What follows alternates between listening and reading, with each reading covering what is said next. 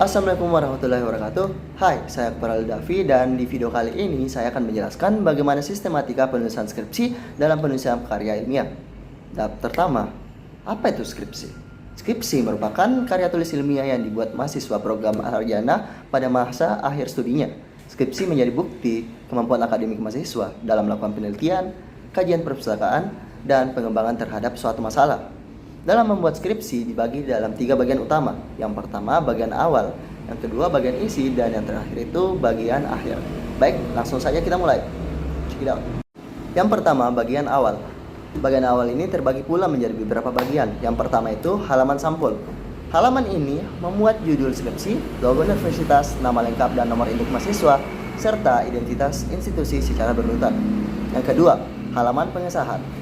Halaman pengesahan merupakan salah satu hal penting dalam penulisan laporan penelitian. Halaman ini digunakan untuk menunjukkan legalitas suatu penelitian atau kegiatan yang telah dilakukan. Yang ketiga, halaman persetujuan. Halaman persetujuan disebut juga surat pengantar dari dosen pembimbing kepada dekan yang menyatakan bahwa skripsi tersebut sudah memenuhi persyaratan untuk diuji dalam sidang. Keempat, pernyataan keaslian skripsi, di mana berisi pernyataan bahwa peneliti yang bersangkutan melakukan penelitian dengan sendiri tanpa adanya pemalsuan dan manipulasi data. Dalam halaman ini terdapat materi dan tanda tangan peneliti. Yang kelima, kata pengantar. Halaman ini berisikan ucapan terima kasih terhadap orang-orang yang membantu dalam proses penyelesaian skripsi. Keenam, abstrak. Abstrak ialah gambaran kepada pembaca mengenai isi yang akan dibahas, bisa diartikan juga sebagai ringkasan dari skripsi tersebut. Dan ketujuh, daftar isi.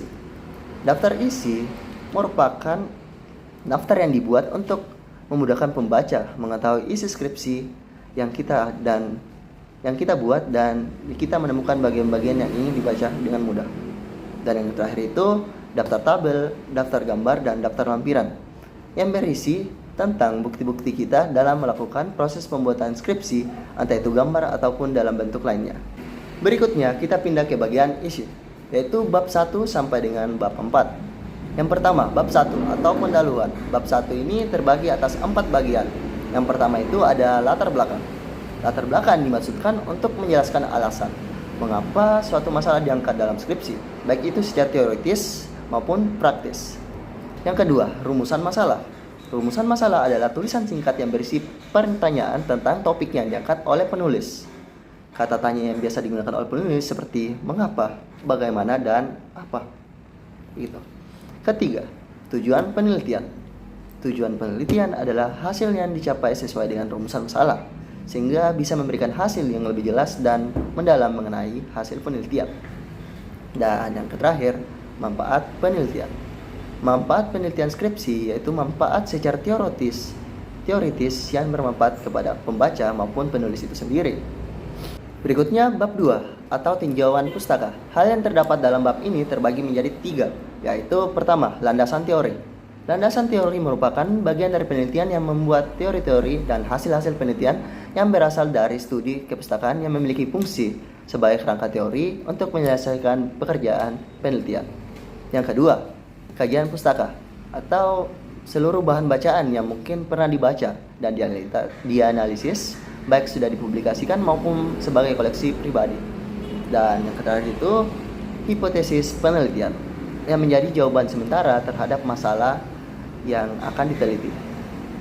Bab 3, metode penelitian, merupakan gambaran dari langkah-langkah yang digunakan oleh peneliti dalam menjawab rumusan masalah dari penelitian, yakni berupa pertama, jenis penelitian, kedua, lokasi atau objek penelitian di mana lokasi penelitian terjadi, ketiga, instrumen penelitian, keempat, teknik pengumpulan data yang dapat dilakukan seperti wawancara, observasi, studi dokumen, dan lainnya.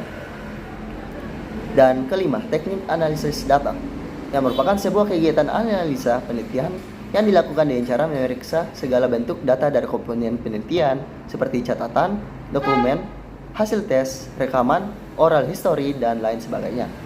Berikut. Bab 4, hasil penelitian dan pembahasan. Hasil penelitian yaitu berupa isi tentang laporan analisis data yang berhasil didapatkan dari penelitian.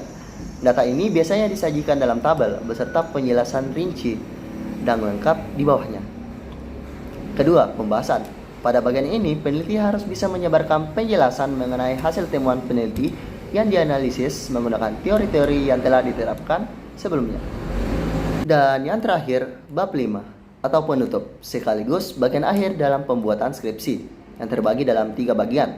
Yang pertama, kesimpulan dan saran, berisi kesimpulan penelitian dan saran untuk peneliti selanjutnya yang akan melakukan penelitian dengan subjek yang mirip ataupun serupa.